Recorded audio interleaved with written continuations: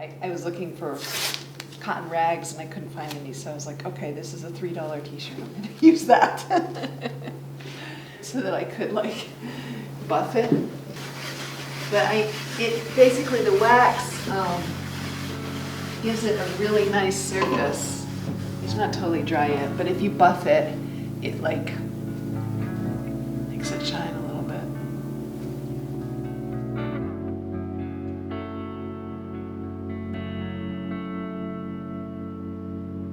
I really believe that layers of experimentation create depth and meaning in art, and that experimentation is what this residency has been about.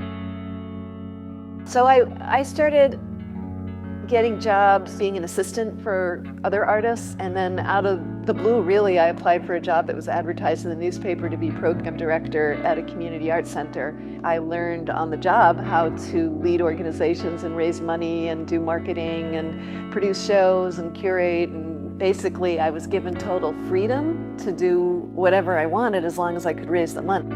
Then I got whisked away to run another nonprofit, and I lasted 17 years and it's still going strong. It really took, it filled a niche, and it's very similar to Ogden Contemporary Arts in that, education is at the center of the mission, and the local community is like at the center of it, really creating those connections across local, national, and international. So I feel right at home here. All the years of directing arts organization, it was hard for me to get big chunks of time to do my work. I usually had small chunks, so I didn't get to venture into really new territory as much. So this is by far the longest residency I've ever done, and it really gave me the opportunity to completely jump up a cliff with trying new things.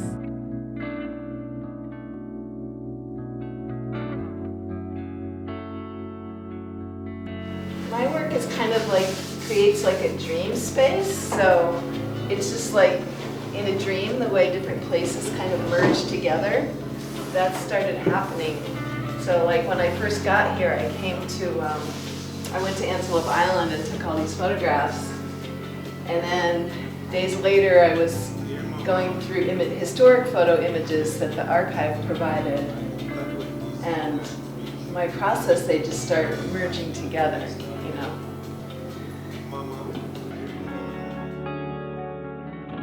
For many years I've been working with collage and painting together, and sometimes I try to do one without the other, but they're incomplete without the other. I always have to combine the two. I really love that juxtaposition of the different mediums, kind of create some altered kind of reality that suits my sort of surrealist approach.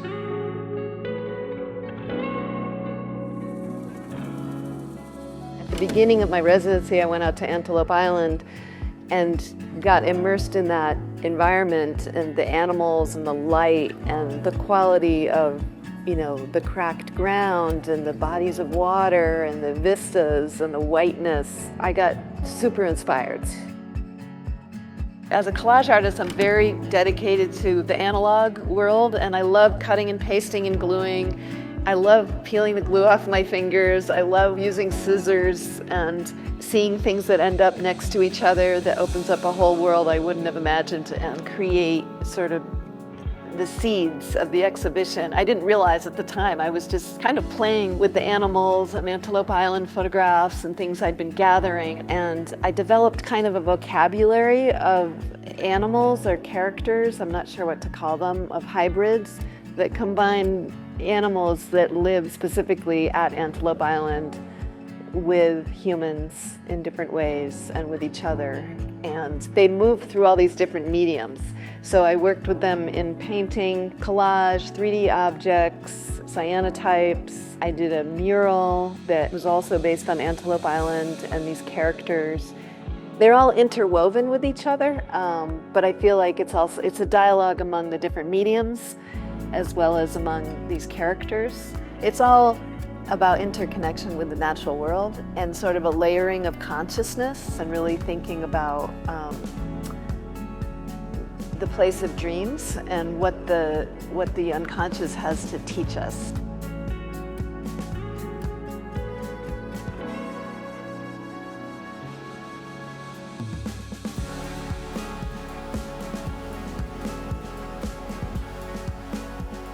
I really think that art connects us all and bring us in touch with our humanity. And there's a special magic when people get together around art and having new kinds of interactions. I think it's a very healing force in the world, but we can't live without it. And it really helps us become more grounded.